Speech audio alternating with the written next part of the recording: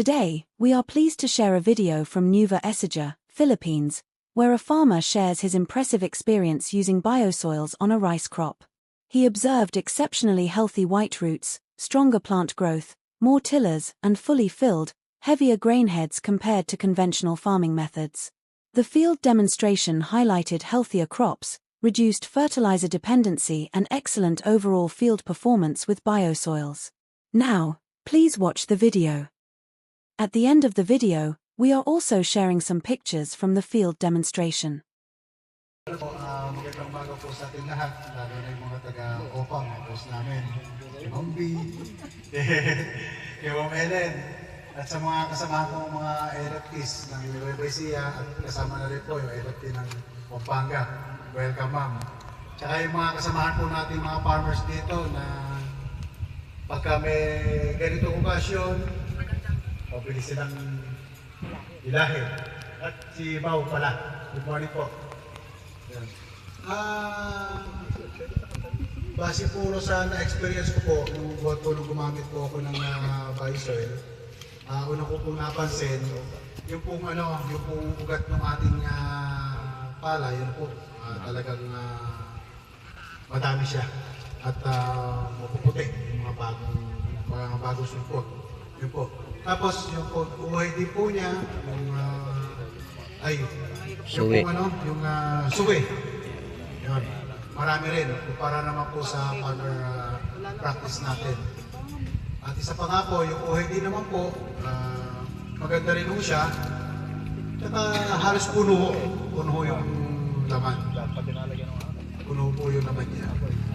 Kala nga po, hindi po kami masyado nag-identifier sa farming. Kala po kasi niya, ngayon na iaanihin to. Pero ang totoo po kasi, ang estimated po namin hanggang katapusan pa.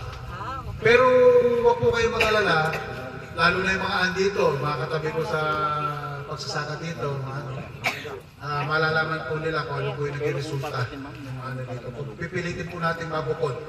Itong bali po yung binigay ko pong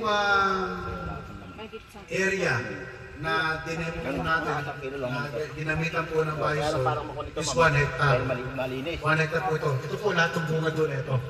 Hanggang doon po sa may, kung mapapasin niyo po yung kubo ni Kuya Nano doon. Hanggang doon po siya.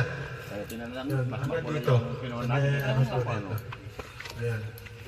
Ayun po. Tsaka isa pa ho, hindi rin po ako masyadong gumamit ng pataba rito.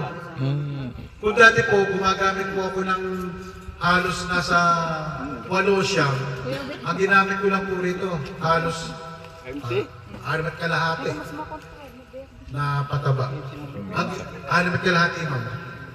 Ang ginamit ko po rito pataba, hindi po ako nag-urea, 2500, tsaka 1620. Tapos 17017 po yung panyang top dress. Hindi po 0060 mo. Masyado na ako kasi mataas eh. Nung pong kami, nagpa-analysis, mataas pa naman po ang potas ng aming bukid, ma'am, ng lupa. Kaya hindi ko nung po baka hindi po madala nung pala yung laman. Sabi ko, kaya tumapa. Kaya medyo, kailangan din mo may binabalase. Ganun po. Kaya yun. Tsaka isa pa nga po, may tulong din po kasi ng biosoil. Baka mamaya ako kasi, tumawal. Yun nga po, tumapa. Tamang hindi po tayo tagulan kasi nangyayari kadalasan niya puro sa tagulan eh. May pagtapa. Natatakot din mo ako. Baka mamaya yun nga po. Isa pa rin po, yun po yung aking naging karanasan sa paggamit po ng biosoil. Tsaka bilang ang talagang may-ari ho nito yung nanay ko, yun po. Si Mami Ludi. Yun po talagang may-ari nito. Lang ho ako. Kumbaga, ako lang po yung nagtatrabaho. Ako lang po yung tumitingin, nagmamanage dito sa bukid. Kaya yun. At saka isa po, welcome ko na rin po kayo dito sa aming farm. Pagpasensyahan nyo na po. At maraming mga kuya-kuyagot pa. Mau, pasensya na. Mga bisita namin. Pasensya na. At si Ate Nita, saka si...